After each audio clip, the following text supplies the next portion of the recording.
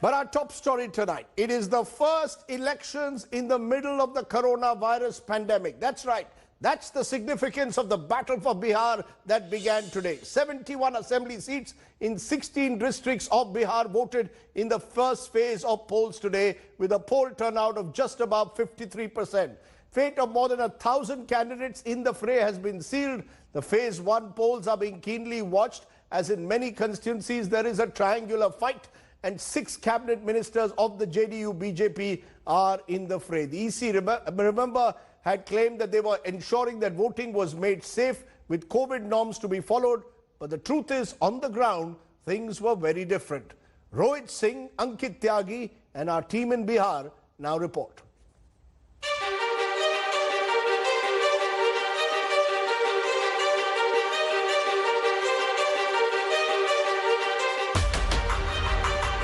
The first and the biggest electoral exercise in COVID times kickstarts.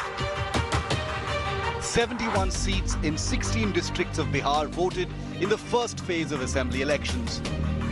The over 2 crore electorate decided the fate of more than 1,000 candidates in the fray.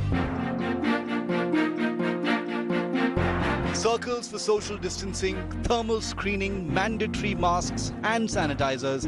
The Election Commission had issued a long list of norms to be followed at polling booths to ensure safe voting. But in many places, it hardly made a difference. These videos are from Sultanganj and Aurangabad constituencies. COVID norms torn to shreds as voters picked their leader. Mask नहीं लगाए हुए हैं sir. छूट गई है sir. अच्छा, आप भी मास्क नहीं लगाए हुए हैं।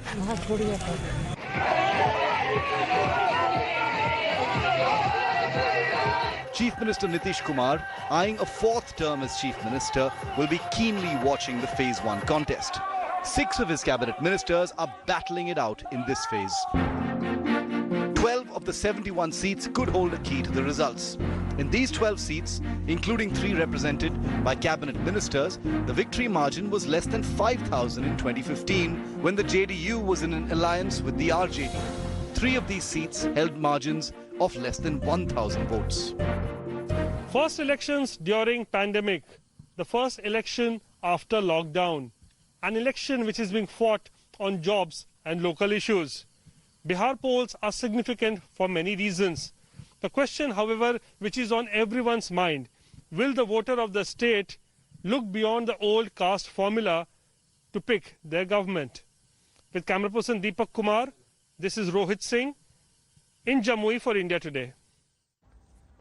Okay, let's look at the big questions at the top. Is voter turnout now the key to who wins the Bihar elections? Does turnout in this first phase reveal any concrete voting pattern so far? I'm joined by 2 of the country's top pollsters and political scientists. I'm joined by Pradeep Gupta, Axis, My India Axis, the man with the magic touch, who hasn't got a poll wrong for years now. Pradeep, good to see you back.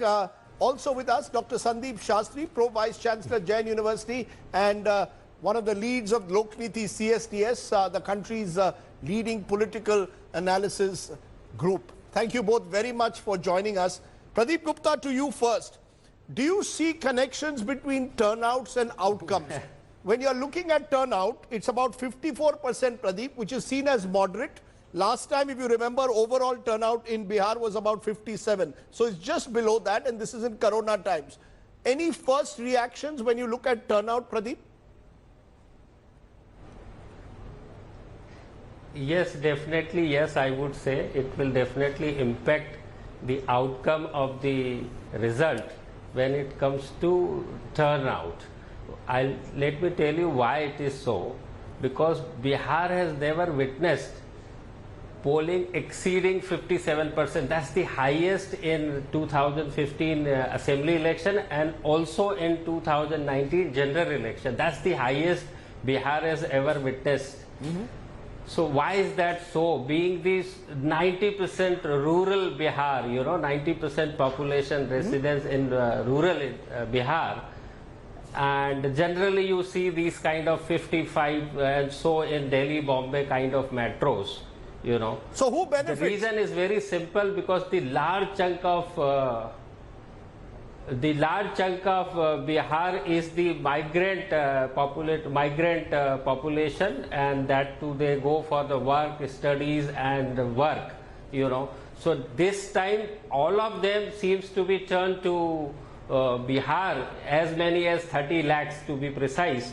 And it is there is some report which says about 10 to 20% has returned back to the work, and most of them are stayed back. So this is one thing. These are the most of them are the migrant laborer, and there are some students and some working class. They are working from home. So this is one part of it. The another angle to this, what I see is the people will be, some set of people or bunch of people will be reluctant to go and vote and stand in a queue, particularly during Corona time. So this is something very interesting. By and large, in phase 1, voting is similar to the last time in these 71 assembly constituencies, which is around 55%. And I am sure this figure will get further revised as the final collection is done by the ECI. Interesting, you're not yet telling me, of course, who benefits from a moderate turnout of about 54-55%. I'll pin you on that in a moment. But let me look at this vote tracker, the turnout tracker that we are showing you. If you see, as Pradeep says, Bihar is, interestingly, for a state so politically surcharged, not a state which sees high voter turnout, not like a Bengal, for example, where turnouts exceed 80%. 95, 62%. This was the peak of Lalu Prasad Yadav. 2000, 63%. February 2005, 47%. October 2005, 46%. 2010, 53%. 2015, 57%. And early, of course, we haven't got the final numbers. This is the first round, around 54%. Sandeep Shastri, do you see a pattern? Is it that the BJP in particular, BJP, JDU, would prefer a higher turnout because then they would like to believe that that benefits them in an election like Bihar? Rajdeep, there is no empirical evidence whether higher turnout or lower turnout supports the incumbent or not. But in this particular case, I would like to make 3 points. Everybody was saying that you may have a lower turnout because of fear about Corona and all that. So turnout does not seem to have reduced. It may have marginally increased. Who is likely to be the beneficiary of this? If I were to look at our opinion poll, it's very visible that the committed voters, especially of the JDU, BJP and RJD, would have gone out and voted. So I think the 3 major parties would continue to get their committed vote, and that's what is evident if the voting turnout does not increase. For me, if the voting turnout had substantially increased, I would have said this would have been a slight moment of alarm for the NDA, because this would have meant to a certain extent that those who were strongly feeling that we need to go out and assert our vote, migrant population, those who were unhappy with the government, and we have seen the high levels of anti-incumbency. If the voting turnout had increased, it may have reflected in the current situation a slight anti-incumbency sentiment. But as the data shows, there is no major increase of voter turnout, I think it is the committed voters going out and does not really provide any significant advantage to the opposition. Just to push you on that, Dr. Shastri, the committed voters of Bihar are interesting because as we've seen in 2015 also, the BJP vote remained around 24-25%. They seem to have now at least got a rock solid vote. The JDU has its own committed vote of about 12 to 15% at least. And the RJD also has a committed vote of around 25%. So you have 2 major blocks with 25%, a third with about 15 to 20%. Do you believe that in that sense, Bihar is an extremely polarized electorate where the number of committed voters are probably higher than many other states? Yes, Rajdeep, you have very high levels of polarization, at least on class and caste lines in Bihar. But let me add another point. I think the establishment in here, in this case the Nitish Kumar, anti-Nitish Kumar government vote, anti-NDA vote, is getting split between the Mahagathbandhan and the third alliance that is there. And when this vote gets split, the anti-BJP, anti-NDA, anti-JDU vote gets split, I think a not high voter turnout in that sense works to the advantage of the incumbent in this particular case. Do you believe that, Pradeep? Can we say that with any kind of conviction that the higher the voter turnout, the more likely that there is anti-incumbency? Rajdeep, actually it varies from state to state, and as Shastriji mentioned, it also depends on the performance of incumbent government. If it is on the negative side or little bit on the negative side, then higher turnout is likely to benefit the challenger. And if the performance of the government is somewhat satisfied, then higher turnout is likely to give benefit to the incumbent. I mean, this is the very simple theory. Sure. But you know, the reason I'm asking you this, Pradeep, is, you know, no, the reason I'm asking you, if you look at Yadav population of about 16%, Muslim population of about 17 to 18%, that's about 33, 34%. And the principal vote for the RJD in previous years has come from this large chunk. So I'm trying to understand, is there a sense that it's not so much about the turnout, but who comes to vote? If the Muslim and Yadavs come in large numbers, then the RJD, particularly in triangular contests, gets the benefit. But if they don't come out to vote and the upper caste come out to vote in larger numbers, as do the EBCs, which are Nitish Kumar support, the extremely backward caste, then the advantage shifts. So it's not so much of turnout, but we will have to see who has come out to vote. Am I correct?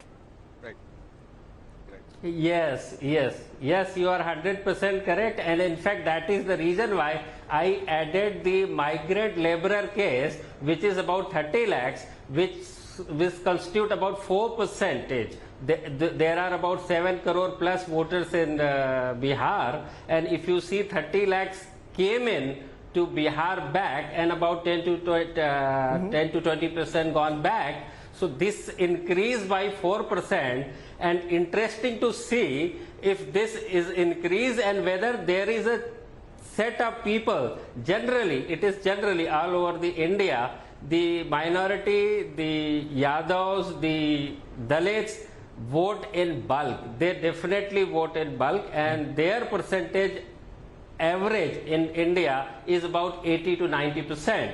But it is the OBC and general class, they vote little less, which is around 60s, 60s for OBC and about 50s for general class, the upper class. So it is interesting to see, and it is obvious, whoever is reluctant to go and vote and cast the vote during the Corona time, it is more likely the upper class and the OBCs. Interesting, because, you know, Professor Shastri, there are three categories of voters that people believe one must look at closely in Bihar this time. One is women, who traditionally have voted, it appears in recent elections, very strongly with Nitish Kumar, especially 2010 and 15. Number two is youth, and the youth seem to be the angriest against the Nitish Kumar government because of the issue of unemployment. And the third is the so-called silent voter, the Mahadalits, the EBCs, the poorer communities who traditionally could not go out and vote in pre-1990 Bihar, when strong-arm tactics used to be used by upper caste groups. Do you believe these are the three groups that I just mentioned who could well hold the key to who wins Bihar? Yes, Rajdeep, very much. And I would add a fourth. Not only are the women votes important, and our opinion poll did show that the NDA had a slight advantage there. Youth vote seems to be very critical, because the less than 25 vote seems to be evenly split among the three main contenders for power. And the third, which you said, the Dalits and the other socially deprived groups, yes, their voting pattern is also critical. But I would add a fourth to that, Rajdeep, which is the minority vote, the the Muslim vote. And I think what would be interesting to see is whether the Muslim vote continues to be with the Gathbandhan or gets split between the Gathbandhan and the third alliance, which is also seeking the minority vote, which could then change the equation. Okay. One final point, Rajdeep, I would beg to differ a bit from Pradeep ji. I think the impact of Corona or the fear of the impact of Corona would keep the upper caste and the more affluent sections back at home. I don't think that factor is going to impact the economically less privileged sections of society. I just have a minute, so I'm going to ask you 30 seconds each. Who's winning? Pradeep, you're the man. Everyone is asking me what is Axis predicting. Who's winning Bihar? In fact, Rajdeep, I don't have any clue whatsoever at this juncture, because it is not even, food is not even half cooked. It is less than, 25 or 30% seats which has gone for vote today. So it is very difficult at this juncture. Okay. Let the polling progress to the second and third phase. I think that by then we will have the better idea. Okay, Sandeep Shastri, you want to put a number? You want to tell us who you think is winning? At the current moment, the voter is winning in Bihar because everybody is chasing this voter, and that's a good feeling that the voter, the biggest power in the democracy, is the one who is most important. But I think at this stage, it's too early to really wager your bet on any. Basically, both of you are playing safe and putting your election. money, keeping your money in your pocket, which is perhaps the best way to do it till we wait for Pradeep's exit poll, which will come out on the 7th of November. Everyone waiting and looking forward to the first big verdict after Delhi, of course, in 2020. Thank you both very much. Sandeep Shastri, Pradeep Gupta for joining me. Man, that's the psephology of it. The fact that voter turnout does play a big role in the Bihar elections. What about the narrative? Well, even as the polling was on, Prime Minister Narendra Modi and Congress MP Rahul Gandhi once again intensified their election campaign. The gloves were off today. Let's first listen in to the sharpest exchange of barbs. ये जंगल राज के युवराज से बिहार की जनता पुराना track record के आधार पर और क्या अपेक्षा कर सकती है।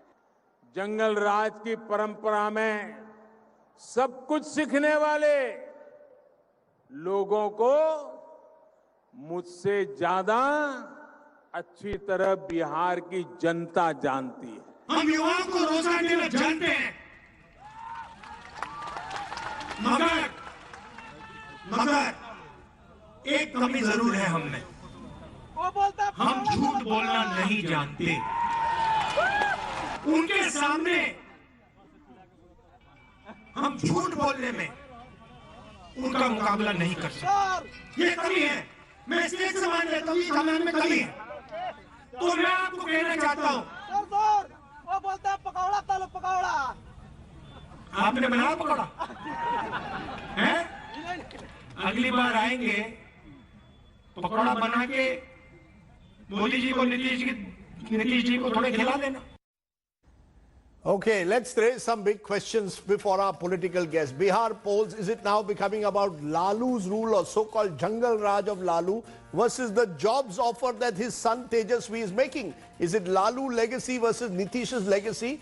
And will Bihar shatter caste formulas? But our focus now is on the narrative of the campaign. Rohan Gupta, Congress spokesperson and in charge of their social media cell, and Nalin Kohli, the BJP's senior leader, are joining me. I appreciate both of you joining us at the moment. Nalin, let me come to you first, because it appears that the Prime Minister now is targeting Lalu Prasad, who's in jail for an election taking place in 2020, by constantly reminding the voter, remember Lalu's Jungle Raj. But Jungle Raj, or so-called Jungle Raj, was 15 years ago. They are the main contenders who are trying to somehow build a narrative for change. So should not the Prime Minister, Honorable Prime Minister, or any political party remind the people of what they might be heading for? A change of the heir, which means from Laluji to his son, does not change the mindset and the reality of what his party did in Bihar. So let me just give you 2 or 3 figures, for example. Immunization under that regime was 18%. It's 80% under Nitish BJP. Or if I just look at roads or electricity used to be seen as a miracle. If a light bulb got on somewhere in a village, it's 24 hours electricity. Or if I look at primary health centers, the average number of people who went to a primary health center under that regime was 80. Today it's over 10,000. So obviously there are 2 parts to the narrative. You've shown only one part of the statement. Always in any rally, you've covered enough of them, Rajdeep. I have been around also for a while. And what do we see? There is a part wherein you are pointing out to the other people's track record if they've been in power, and we talk of our own track record. The entire speech is never only one-sided. Okay. So obviously we are talking of our achievements, we are talking of our agenda, and we have every right to point out what the other side has to offer in terms of their track record. Rohan Gupta, is that somewhere pushing the Mahagathbandhan on the defensive? Every time the Prime Minister or Nitish Kumar now raise the possibility of a return to Jungle Raj or suggest, raise Lalu Prasad's name, is the opposition pushed on the back foot? Is this election about tracking Nitish Kumar over the last 5 or 15 years? Or is it about Lalu Prasad and his 15 years? Are you ready for a debate? 15 years of Lalu versus 15 years of Nitish?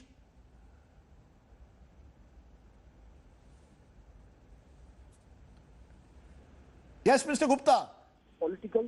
Yeah, can you hear me? Yes, go ahead. Yeah, so basically any party's narrative is set by the message sent by that party. And party which sets narrative first is always on attacking, and party who couldn't set the narrative is always on defensive. In Bihar, if we see that day one, the narrative of Mahagathbandhan is employment, employment and employment. We have spoken about it, whether it is Tejasvi Yadav or Congress, we have always spoken about 10 lakh jobs. On the other side, if you see Nitish Kumar and BJP's Mahagathbandhan, the narrative is not clear. You couldn't see Nitish Kumar's photograph on posters in Bihar. You could see Chirag. No, but I don't see Lalu. No, 1 minute. I don't see Lalu Prasad's photograph also. Where is Lalu Prasad's photograph? But he's not a chief minister candidate, Rajdeep. He's not a CM candidate there. We are talking about CM candidate. When I talk about narrative, it means what messaging I am giving. Here we are showing Tejasvi Yadav as our CM candidate, and in alliance partners, they don't have the photo of the CM candidate. What message people will get?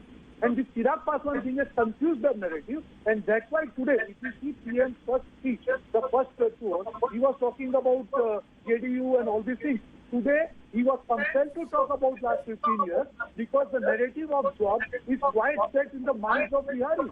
And let me tell you, this is the first election where Bihar will vote only on the issues. And the core issue is going to be employment, employment, employment. Let me tell you, Bihar is going to revolutionize the election. You're saying Bihar, that... And this time we will see only on employment. Employment, employment, employment. Okay. Nalin Kohli, today when the Prime Minister spoke, he didn't refer to employment directly, but he said that if the RJD was to come to power, not only would private jobs, not only would government jobs not be given, private jobs also would not take place because people would be afraid of living under Yadav Raj. However, Rahul Gandhi countered that by suggesting that what about the government's track record in providing jobs? Bihar has a higher unemployment rate than the national average, and it has worsened in lockdown times. Is the Prime Minister running away from that critical issue of the failure to provide jobs in the last 5 years? Not at all. Nobody's running away from anything, Rajdeep. Look at the narrative. On one side, which is the so-called Mahagathbandhan, you have two family scions or the inheritors of the dynastic rule seeking for employment opportunities for themselves. It's as simple as that. On the other side, you have people who worked, who don't come from any such privilege. Speaking about the track record of a government for 15 years, which I just gave a few indices, if I take government jobs also, what did they generate in their 15 years? 97,000 compared to 6 lakhs under the Nitish BJP rule. There's no parameter that we are running away from. They are trying to build a narrative to somehow wipe away the reality of what they are delivering. Law and order is the first starting point for peace. Without peace, there is no industry and no economy. And without peace, and if there is no industry and economy, jobs is the last things that happen. So the job or the industry that existed was, and we just have to go back to the narrative of the times, and we've seen it ourselves, is Abharan. It used to be kidnapping and ransom. That was an industry. Is that even spoken of today after 15 years? That was the reality. In fact, the joke used to be, you don't go to Bihar because you don't know what will happen. Forget about investors or anything. People living in the state were no longer safe. That was the Gunda Raj or the Jungle Raj. So that reality is what we've seen. And of course, we are going to remind people of it because we are not running away from our track record or our narrative. That is part of everything that we do. But at the same time, it is our obligation and duty to the people of Bihar to remind them of what is the difference between then and now. In a double-engine situation, even more, which means a BJP NDA government at the center and a government of the same constituents in the state. Rohan Gupta, the fact is that the BJP in every debate now, every time you raise the issue of jobs, they question Lalu Prasad's rule. I come back to it. This is now becoming about Nitish last 15 years versus Lalu 1990 to 2005.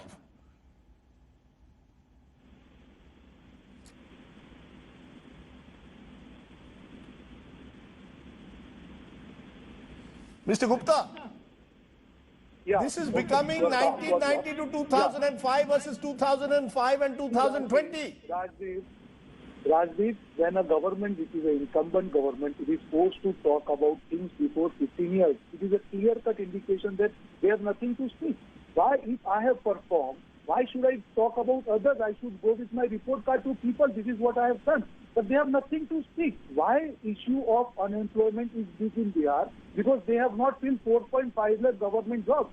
As you know, Rajdeep, in Bihar, everybody aims for government jobs. If they could not fulfill that, how can people trust on them? See, look at JDU. They talk that 10 lakh jobs are not possible. And their alliance partner come out with jumla of 19 lakh jobs. This is the party who has destroyed 12 crore jobs, and they are talking about creation of 19 lakh jobs. How will people believe that? And Rajdeep, people are smart enough. You don't have to tell them what is right and wrong. You just represent your viewpoint. See what we have done this. If you feel yes, you should vote for us, they will vote for you.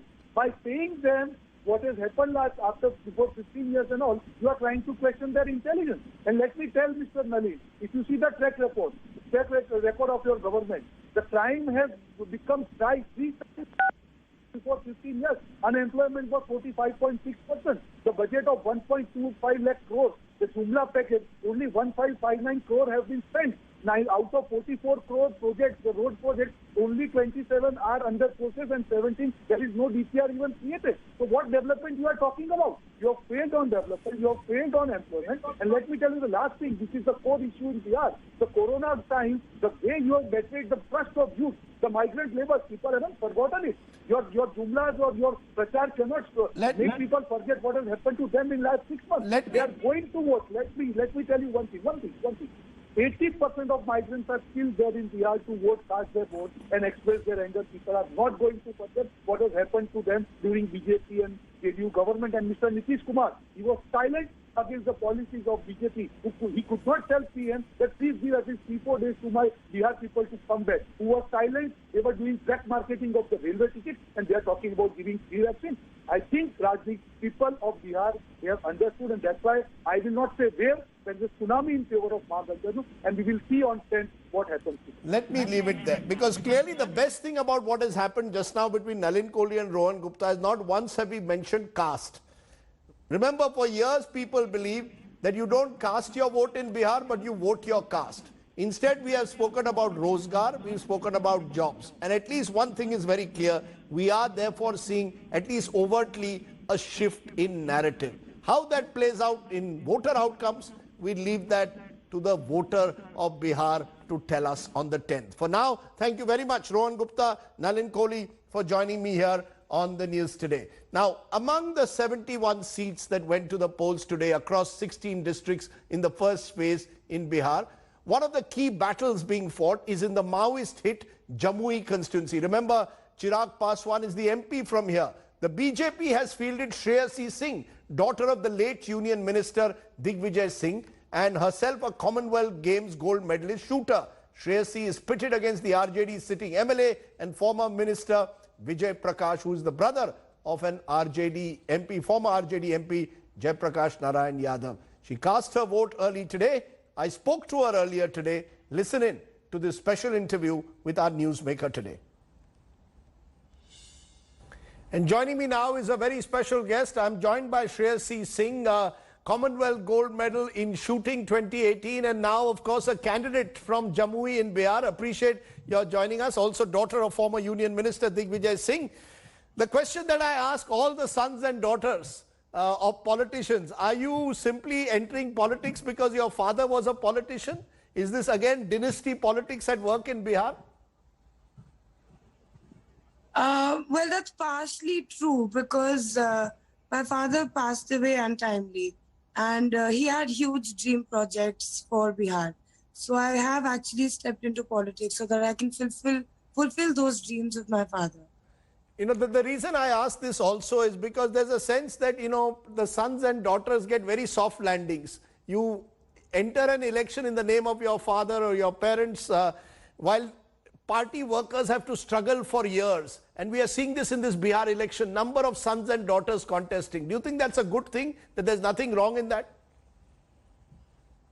But I don't think that's valid for me because I got the ticket considering I already have a name as a sports person, as a shooter for myself. And that's what they really took into consideration before, before I joined the party and before they offered me the ticket.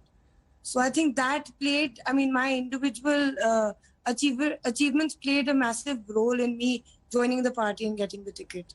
But you know, Shreyasi, it's one thing to win a win a gold medal in shooting. Politics is a completely different ball game. So how do you bring your shooting skills into politics? I think at the moment it's just been a very so I've done a lot of hard work on ground, and that is something that I'm used to. Other than that, it's the sportsman spirit is still alive. So everybody here, a candidate is another sports person on the field. And since shooting is also an individual sport, and here also your candidature is alone. So I think it works well. But you know, the belief is sport is driven by merit. You know, you have to be good enough to win a gold medal. Politics is driven. Politics is about caste in Bihar. It's about other, local issues. Who cuts whose vote? I mean, is a sports person happy doing politics? Politics, you have to take shortcuts. In sports, you don't have to. Are you adjusted now completely to life as a politician? Are you happy with being a politician? I think I'm very content with being a politician, and because this is something that I really want to do. And all these years of me participating at national competitions from the state of Bihar, I've always been asked that, "Acha, aap Bihar se hain, lagti nahi hai," or Bihar to itna backward state hai. So I just want to do something for Bihar, Jamui, of course, because I'm contesting on the Jamui seat, and I just want to get rid of that tag for once and for all if I can. And I want to work hard for that. So I don't want any of my Bihari brother and sisters to face the same questions or to have the same tag of, coming from a backward state attached to them. You know, one more tag, Shreyasi, that Bihar has ki mahila jo hote hain, women do not get the same space as men. You look at the sex ratio in your state, you look at even politics, very male dominated. So as a woman candidate, have you found it more difficult in a very male dominated society? Yeah, that is true. It is a very male-dominated society and, of course, a profession. But I'm glad with the kind of support that I got from the women in Jamui, because they really came forward and they were like, yes, we are so happy that there's a candidate who's a woman and we can connect with her directly. And that kind of gave me a good motivation to, carry forward my campaign. And why the BJP? You know, I knew your late father. We, in fact, went on one trip together.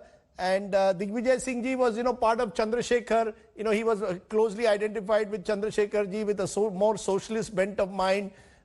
You've chosen the BJP. Why the BJP? Would Digvijay Singh ji be happy if you were the late Digvijay Singh ji if you had chosen the BJP? Unfortunately, he is not around to help me make these decisions anymore. And I believe that one can take another politician as a mentor. And what I really like about Prime Minister Narendra Modi is that he primarily always speaks about the new India as a young India. Secondly, the concept of a self-sufficient country, the Atmanirbhar Bharat, Atmanirbhar Bihar. So that's what I really want to attach myself to at the moment. And what is the one thing that you would do for Jamui if you got re-elected? What's your first priority?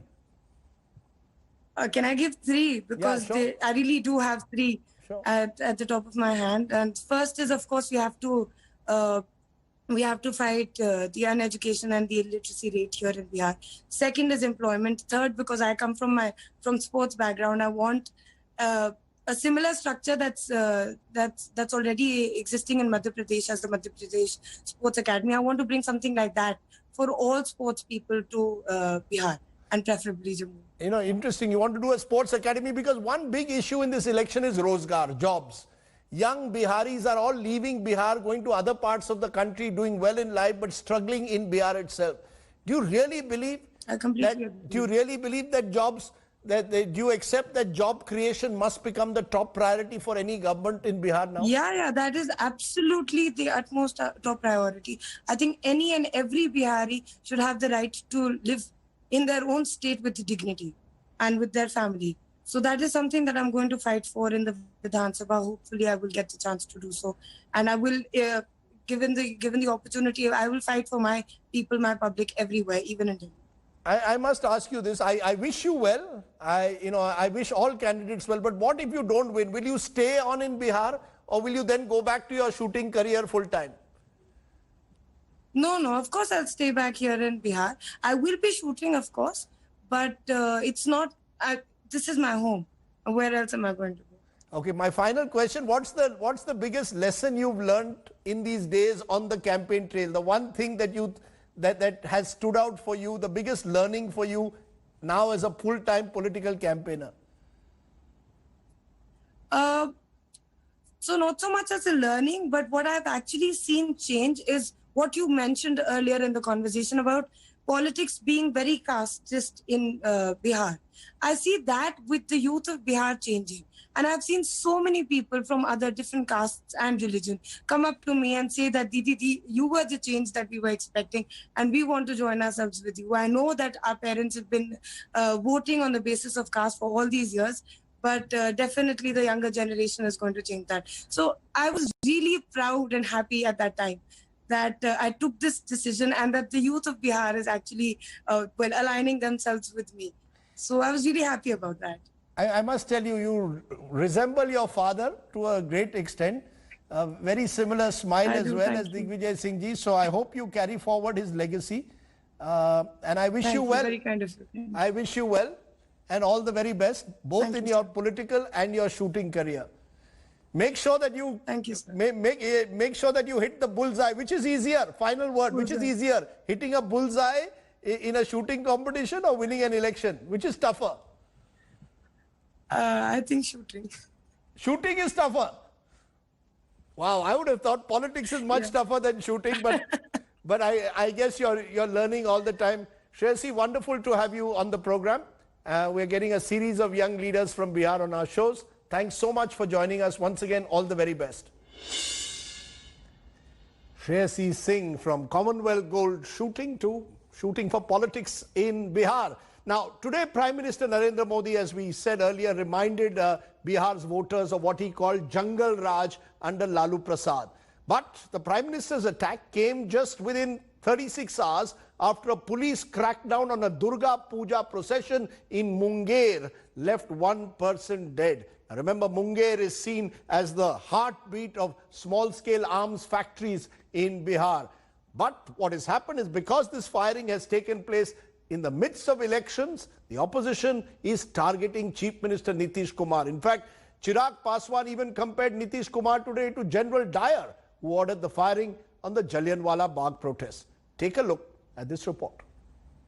जंगल राज के युवराज क्या वो बिहार को IT के क्षेत्र में या आधुनिकता के किसी भी क्षेत्र में आगे ले जा सकते हैं? The sharpest attack by NDA star campaigner on RJD's Tejashwi Yadav. As the Bihar battle gets intense, the NDA fielded its strongest electoral suit to take on the challenger, Tejashwi. The Jungle Raj jibe comes at a time when the Nitish administration is being charged of acute high-handedness in Munger, a constituency that voted in the first phase, where on Monday one person was killed and at least 30 injured after miscreants opened fire during Durga idol immersion in Munger. The firing saw a stampede-like situation and led to the police cracking down with lathi charge and brute force. RJD leader Tejashwi blamed Nitish for the firing and the brutal police crackdown, invoking the Jallianwala Bagh incident and calling Nitish General Dyer. हम राज्य सरकार के गृह मंत्री से, राज्य के उप मुख्यमंत्री बीजेपी के नेता से पूछना चाहते हैं कि जनरल डायर बनने की अनुमति किसने दी? The Dyer analogy echoed by Nitish Beta, LJP's Chirag Paswan as well.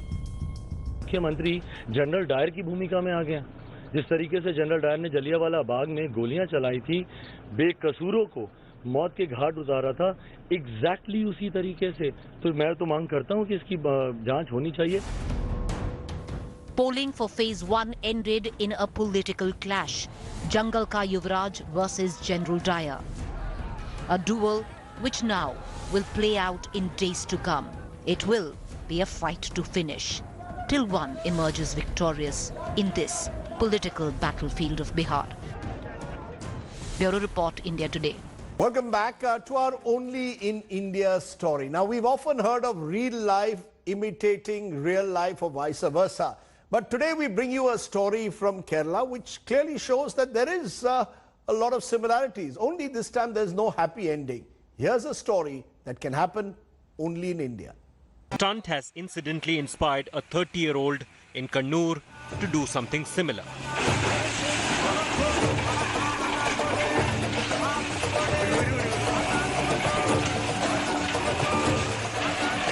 Albin, reportedly upset with his neighbor for allegedly stalling marriage proposals for him, brought down his shop.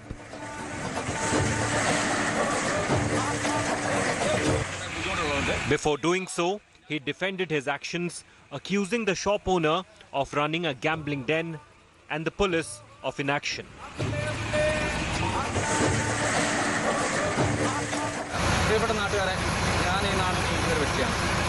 കഴിഞ്ഞ 30 വർഷമായിട്ട് ഈ നിൽക്കുന്ന building കള്ള് വിൽക്കാനും ആൺസ് വിൽക്കാനും രാത്രി ചീട്ടുകളി നടത്താനും വേണ്ടി മാത്രമായിട്ട് ഉപയോഗിക്കുന്ന സ്ഥാപനം.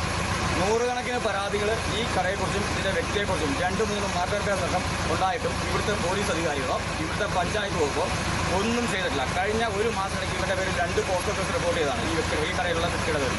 ഇതുവരെ നിലവിൽ അവരാരും ഒരു പ്രതികരണം ഉണ്ടാക്കിയില്ല. പോലീസ് സ്റ്റേഷനിൽ ഇന്ന് ഞാൻ പോയി ചോദിച്ചപ്പോൾ അവിടുത്തെ പോലീസുകാർ പറഞ്ഞാൽ വീട്ടിൽ കഴിച്ചാൽ പരമാവധി ഫൈൻ കൊടുക്കുക, അത് 3000 രൂപയാണ്. അതുകൊണ്ട് ഇതിലെ ജീവിക്കാൻ ഞങ്ങളെപ്പോലുള്ള നാട്ടുകാരായ ചെറുപ്പക്കാർക്ക് കുറേ ബുദ്ധിമുട്ടുള്ളതുകൊണ്ട് ഈ സ്ഥാപനം ഞാൻ പൊളിച്ചു കളയുന്നു. But Albin soon found out real life does not follow real life always.